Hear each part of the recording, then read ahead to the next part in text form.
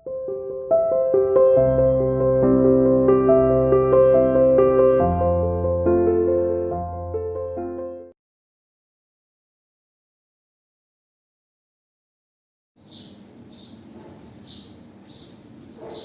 to CI International School online classes. Hello students, how are you? Hope you are fine. बेटा अभी हमने अपने तीन चैप्टर की रिवीजन की, जो हमारे ज्योग्राफी का चैप्टर नंबर 1, 2 और 3, तीनों का रिवीजन हम कंप्लीट कर चुके हैं। अच्छे से हम दोबारा इस टॉपिक को समझ चुके हैं। आज हम अपने सामाजिक और राजनीतिक जीवन की बुक दोबारा ले रहे हैं और उसका हम पढ़ेंगे चैप्टर नंबर 6। 1 to 4 चैप्टर हम पहले ही कर चुके हैं और आज हम चैप्टर 5 नहीं करेंगे, हम करेंगे चैप्टर नंबर 6, जिसका नाम है संचार माध्यमों को समझना। संचार माध्यम मतलब संचार करने के लिए, एक दूसरे तक अपने विचारों को आदान प्रदान करने के लिए हम जिन जिन माध्यमों का यूज करते हैं, आज हम उसके बारे में बात करेंगे। ठीक है, तो देखिए हमारा लेसन स्टार्ट होता है संचार माध्यमों को समझना। टेलीविजन पर आपका पसंदीदा प्रोग्राम कौन सा है?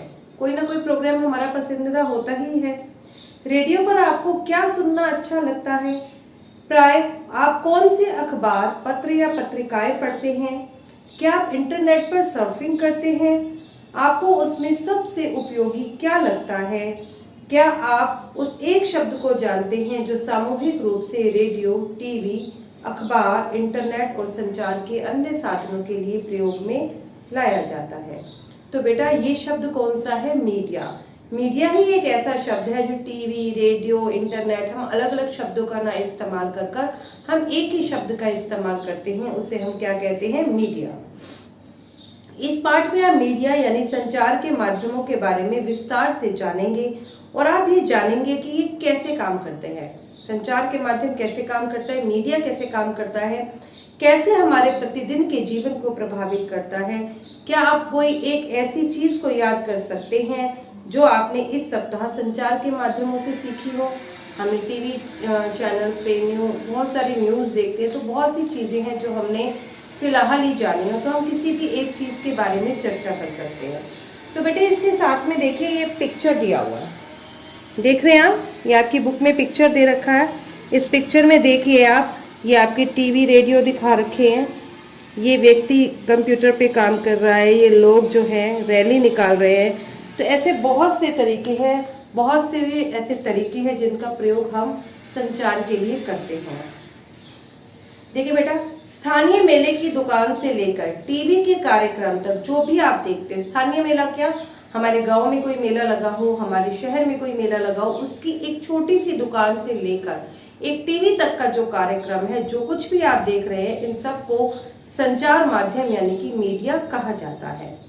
मीडिया शब्द अंग्रेजी के मीडियम से निकला है और ये मीडियम का बहुवचन है और उसका तात्पर्य उन विभिन्न तरीकों से है जिसके द्वारा हम समाज में अपने विचारों का आदान प्रदान करते हैं, कि हम अपने विचारों को लोगों तक किस तरीके से पहुंचाते हैं, वो सब मीडिया से संबंधित है। मीडियम का अर्थ होता है माध्यम, क्योंकि मीडिया का संदर्भ संचार माध्यमों से है, इसीलिए हर एक चीज जैसे कि फोन पर बात करना, फोन पर बात करने से लेकर टीवी पर शाम के समाचार सुनने तक का जो कुछ भी प्रोसेस है, जो मतलब टीवी, रेडियो, हमने टीवी सुना, टीवी देखा, रेडियो सुना या हमने न्यूज़पेपर पढ़ा, इन सब को हम मीडिया कह सकते हैं। टीवी, रेडियो और अखबार ऐसे माध्यमों का रूप है जिनकी पहुंच लाखों लोगों तक होती है। मान लीजिए टीवी पे कोई प्रोग्राम आया, कोई न्यूज आई, तो लाखों लोगों ने पूरे विश्व में इसको देखा।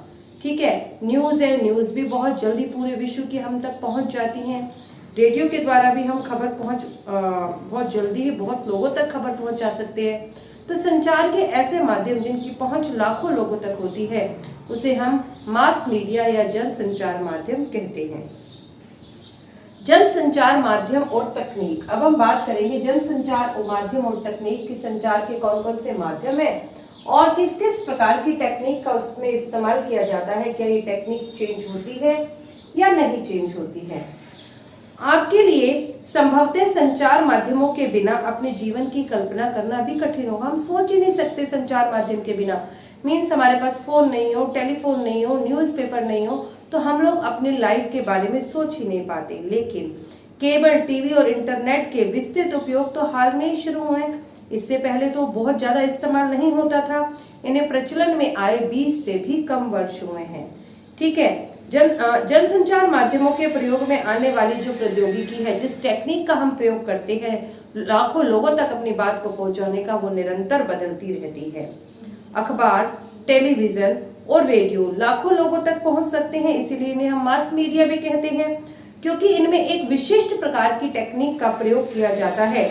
हम अखबारों और पत्रिकाओं की छपे हुए माध्यम के रूप में और टीवी और रेडियो की इलेक्ट्रॉनिक माध्यम के रूप में पहचान करते हैं या उनकी चर्चा करते हैं कि न्यूज़पेपर है, मैगजीन है, ये छपा हुआ है, तो ये प्रिंट मीडिया के एग्जाम्पल है, छपे हुए माध्यम है।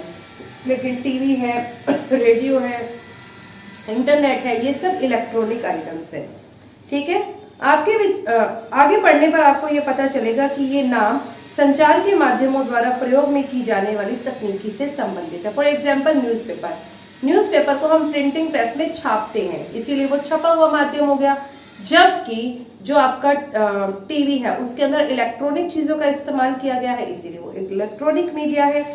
ठीक है, नीचे दिए गए चित्रों से आपको ये पता चलेगा कि पिछले सालों में जनसंचार माध्यम के इस्तेमाल के लिए लाई जाने वाली तकनीक किस प्रकार बदली है। जब हम आगे पढ़ेंगे तो हम जानेंगे कि पिछले कुछ सालों में इस टाइप की कोई टेक्निक नहीं थी, धीरे धीरे ये टेक्निक बदल रही है, इसका विकास हो रहा है और आज भी निरंतर हम देख रहे हैं कुछ ना कुछ परिवर्तन होता ही रहता है। तकनीक और मशीनों को बदलकर अत्याधुनिक बनाने से संचार माध्यमों को अधिक लोगों तक पहुंचाने में मदद मिलती है। बहुत ज्यादा लोगों तक हम इसे पहुंचा पाएंगे। इससे क्या होगा, ध्वनि, उसकी जो साउंड है वो भी अच्छी हो जाएगी और चित्रों की गुणवत्ता और जो चित्र है, जो पिक्चर की क्वालिटी है, उसमें भी सुधार आएगा। लेकिन तकनीक इससे भी अधिक कुछ करती है, लेकिन टेक्नोलॉजी इससे भी ज्यादा कुछ काम करती है। वे हमारे जीवन का सोचने का ढंग बिल्कुल ही बदल देती है, उसमें परिवर्तन लाती है। उदाहरण के लिए आज हमारे लिए टेलीविजन के बिना जीवन की कल्पना करना भी कठिन है, लेकिन एक समय था जब हम बिना टेलीविजन के भी रह सकते थे। लेकिन अब हम अपनी लाइफ को विदाउट टेलीविजन सोच भी नहीं सकते। टेलीविजन के कारण हमने अपने आप को विश्व समाज का, हम अपने आप को एक सदस्य मानने लगे। विश्व समाज, पूरा विश्व एक समाज के बराबर है, पूरे विश्व को, क्योंकि क्या हुआ है, टेलीविजन में जो प्रदर्शित जो चित्र है वो सैटेलाइट और केबल के द्वारा, केबल के विस्तृत जाल के माध्यम से अत्यधिक सुदूर क्षेत्रों तक पहुंचाए जा सकते हैं। इस कारण हमारी खबरें दूर के प्रदेशों तक और दूर के प्रदेशों की खबरें हम तक पहुंच जाती है। इस कारण ये जो बहुत बड़ा विश्व है वो हमें छोटा नजर आने लगा है। विश्व ऐसा लगता है जैसे सिमट गया हो, क्योंकि हम अमेरिका की, जो हमसे बहुत बहुत दूर है, हम बहुत ही कम समय में वहां तक पहुंच सकते हैं और वहां की खबरों को भी प्राप्त कर सकते हैं। ठीक है, इसके कारण हम संसार के अन्य भागों के समाचार और मनोरंजक कार्यक्रम देख पाते हैं। आप टीवी पर जो कार्टून देखते हैं वे अधिकांशतः जापान और संयुक्त राज्य अमेरिका के होते हैं। अब हम चेन्नई या जम्मू में बैठकर अमेरिका में फ्लोरिडा के तूफान की छवियों को देख सकते हैं। अगर हम चेन्नई में बैठे हैं जम्मू में, तो हम हमसे बहुत बहुत दूर, अगर अमेरिका में कोई तूफान आया तो हम उसकी छवि को देख सकते हैं। टेलीविजन ने दुनिया को पास ला दिया है, विश्व को छोटा कर रख दिया है। अब हम बात करते हैं संचार माध्यम और धन। संचार माध्यमों के लिए क्या हमें धन की आवश्यकता पड़ती है और ये धन संचार माध्यम किस प्रकार से जुटाते हैं। संचार द्वारा उपयोग में लाई जाने वाली विभिन्न तकनीकें अत्यंत खर्चीली हैं। जिन टेक्निक्स का ये प्रयोग करते हैं उन्हें बहुत अधिक धन की जरूरत होती है। जरा टीवी स्टूडियो के बारे में सोचिए, जहां पर समाचार वाचक बैठता है, समाचार वाचक जो समाचार सुनाता है। इसमें लाइटें, कैमरे, ध्वनि रिकॉर्डर करने के भी यंत्र होते हैं और संप्रेषण के लिए सैटेलाइट भी है, और इन सब चीजों का मूल्य अधिक है। जब हमें ये सब चीजें खरीदनी पड़ती हैं तो हमें बहुत ज्यादा पैसा पे करना पड़ता है। समाचार के स्टूडियो में केवल समाचार वाचक को ही वेतन नहीं दिया जाता, सिर्फ जो समाचार बोलने वाला है उसको ही सैलरी नहीं दी जा रही, बल्कि बहुत सारे ऐसे लोग भी होते हैं जो इसके प्रसारण में मदद करते हैं, उन्हें भी वेतन देना होता है। जैसे इनमें शामिल हैं जो कैमरे में प्रकाश की व्यवस्था करते हैं, ठीक है, ध्वनि सिस्टम को मेंटेन कर रखते हैं। जैसा कि आपने अभी पढ़ा, संचार माध्यम निरंतर बदलते हैं, निरंतर बदलते रह रहे हैं, तो उनकी टेक्निक भी चेंज हो रही है और नवीनतम तकनीक जुटाने के लिए भी उन्हें बहुत सारा धन व्यय करना पड़ता है, खर्च करना होता है। इन खर्चों के कारण जनसंचार माध्यम को अपना काम करने के लिए अधिक से अधिक धन की आवश्यकता होती है और प्रमाणितः टीवी चैनल व समाचार पत्र किसी बड़े व्यापारिक प्रतिष्ठान का भाग बन जाते हैं। व्यापारिक प्रतिष्ठान क्या करते हैं, अब हम उसके बारे में भी जानते हैं। जनसंचार माध्यम लगातार धन कमाने के विभिन्न तरीकों के बारे में सोचते हैं। एक तरीका जिसके द्वारा जनसंचार माध्यम धन अर्जित करते हैं वो विभिन्न वस्तुओं का विज्ञापन है, जैसे कार, चॉकलेट, कपड़े, मोबाइल फोन आदि। आपने ध्यान दिया होगा कि अपने प्रिय टेलीविजन के कार्यक्रम को देखते हुए हमें कई विज्ञापन देखने पड़ते हैं, या टेलीविजन पर यदि हम क्रिकेट मैच देख रहे हो तो हमें हर ओवर के बाद बार बार वही विज्ञापन दिखाए जाते हैं। इस तरह के विज्ञापन हम बार बार उन्हीं छवियों को देखते हैं। जैसा कि आप आगे के अध्याय में पढ़ेंगे कि विज्ञापन की बार बार आवृत्ति इस आशा से की जाती है कि हम बाहर जाकर विज्ञापित वस्तुएं खरीदें। अब टीवी चैनल्स वालों को पैसे की जरूरत है, तो पैसे के लिए वो क्या करते हैं, व्यापारियों से सौदा करते हैं। जो व्यापारियों ने नए नए प्रोडक्ट्स बनाए हैं, कैसे वो लोगों तक पहुंचाए, तो लोगों तक पहुंचाने के लिए कि ये नया प्रोडक्ट मार्केट में आया है, उसकी कुछ अच्छी बातों के साथ, उसकी गुणवत्ता के साथ विज्ञापन बनाया जाता है। टीवी, रेडियो में हम उसे रेडियो में सुन पाते हैं, टीवी में हम उसे देख पाते हैं, और यहाँ तक कि समाचार पत्रों में भी विज्ञापन दिए जाते हैं। और ये विज्ञापन हमें हर प्रोग्राम के बीच में, मैच के बीच में बार बार हमें दिखाए जाते हैं, और वो इसी आशा से दिखाए जाते हैं कि लोग बार बार इन प्रोडक्ट्स को देखें और उनका मन बने और वो मार्केट जाए और इन प्रोडक्ट्स को खरीदे, ताकि व्यापारियों की इनकम हो। और जो व्यापारी जो विज्ञापन टीवी में दिखाते हैं, इसके लिए उन्हें टीवी वालों को भी पैसे देने पड़ते हैं, जिनसे वो अपना सब काम चलाते हैं। जैसे कि आपने देखा टीवी स्टूडियो में समाचार वाचक था, उसको सैलरी देना, सब न्यू टेक्निक्स को जुटाना, तो ये सब काम उसी के द्वारा ही होते हैं। तो बेटा बस आज इतना ही टॉपिक, इससे आगे का हम कल करेंगे।